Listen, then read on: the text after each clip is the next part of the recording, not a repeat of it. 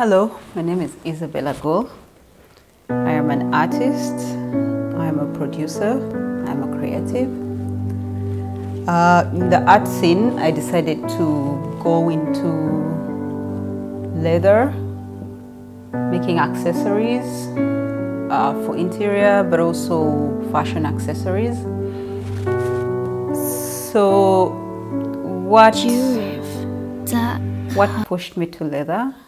I feel leather is a very versatile material. You can do quite a bit with it. You can do a lot, from jackets to bags to furniture. So it's such a versatile material, but it's also a hardy material. It's a material that doesn't get finished quickly. So really moving into the slow fashion movement, I like to do things that last. So that's why I chose leather to be my medium of work. This is my little helper. Yeah? Okay, let's finish. The challenges we've mainly faced with working in leather in Uganda. So you find that most of the leather comes from Nairobi. Well, I know we have a lot of hides in Uganda because we eat a lot of meat, but the thing with that is half the hides are taken abroad somewhere else to be processed, and then leather is sent back for us when it's already finished. So half the time we don't have choice on what we get. Getting really interesting colors, sometimes it's also really hard. So those are really the main challenges in the leather industry. There's also a problem of funds. Of course, if you're going to buy leather that's imported, half the time, if you really want to get nice, good quality, you have to have like the funds to buy huge quantities. So a small producer like me, that's really a major challenge, and because we don't produce anything from here, so that has really impacted on the growth of the business. I applied for the fund and I was so excited that I was chosen to be one of the recipients. My project, really, I wanted to start exploring locally available resources and materials in the country. I chanced upon this very good woven material made by Texford, the company that weaves materials. So first of all, this material is quite unique because it actually uses waste from banana fiber. So the banana fiber is processed, and then the fiber is the one that is used to weave the material. So they mix in the cotton threads to hold it together. So I picked interest in this, but as a small producer, I didn't have the money to really start experimenting with the material. So I applied for Kuonyesha Fund, and I was lucky that I was given the opportunity to get some resources to start experimenting with this material. It's quite an interesting material. It really looks good on a bag. Of course, it comes with its challenges, and that's why the experimentation process comes in. So, like you can see, I've been making these 2 bags. So you have to figure out which side does the grain go, where does the weft. So this is practically the same bag being made, but as you can see, when you use a material like this, it gives you a good structure and it's more stiff. Whereas when you use it with the fiber going diagonally, it needs a bit more reinforcement. So that's the process of experimentation to see what works, what will not work. So, and also another challenge I found, so the few people who've seen me make this, the first question that comes to their mind is, so how do we clean it?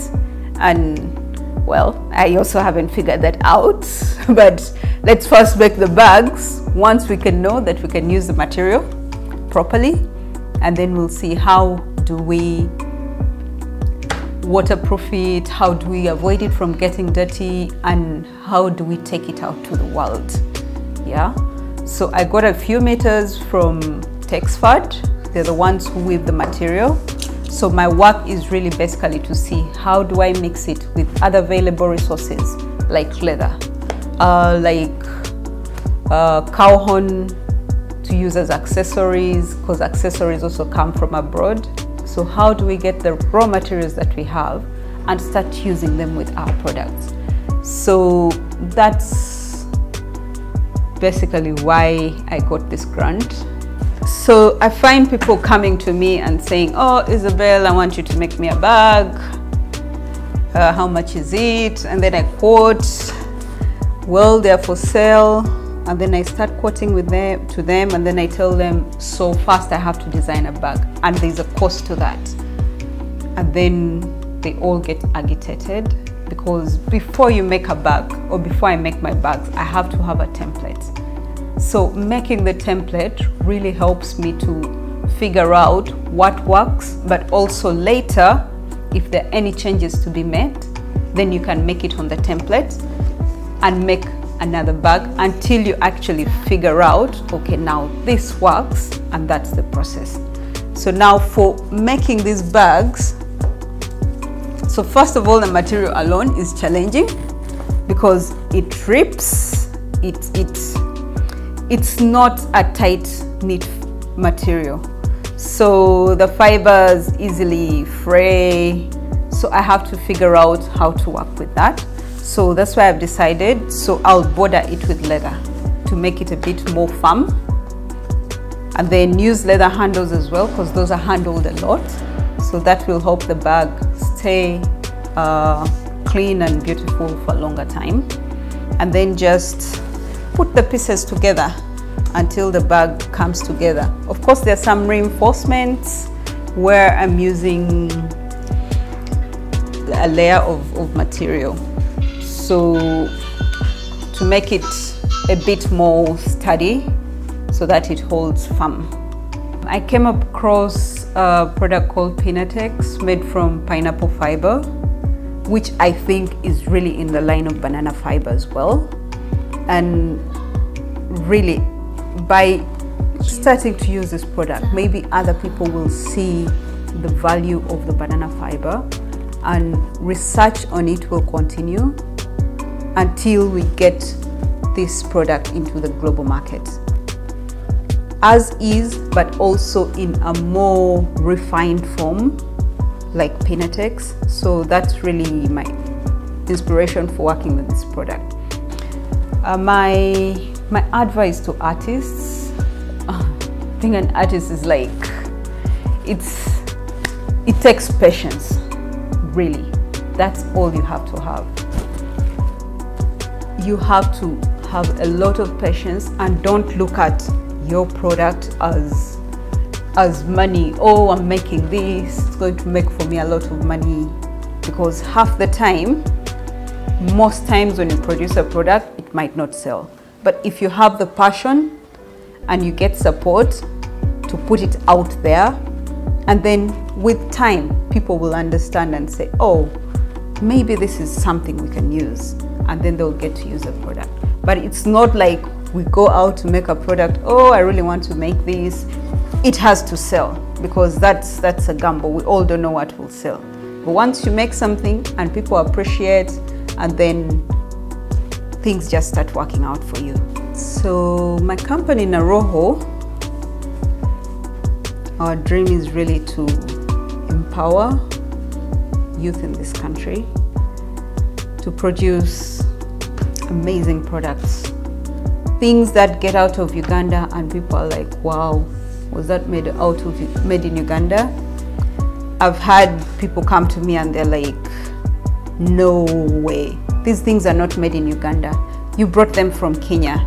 Until they see me sitting on a sewing machine and producing stuff, and then they like, wow.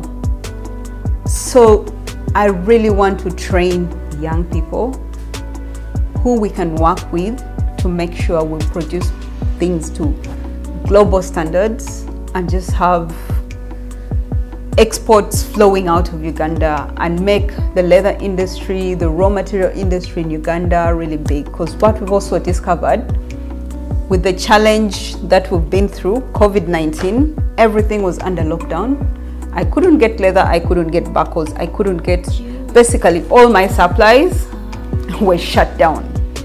So that just opened up my mind to think, I think we need to start producing things from Uganda, which we use locally to produce finished products for export. So that's basically why I started this, because I was once in the souvenir industry, and what I noticed that all our souvenirs come from Kenya. So we have to change that narrative. We have to make quality products in Uganda, which are bought in Uganda and taken to the world, and everyone is wowed by what actually was made in this country. Thank you.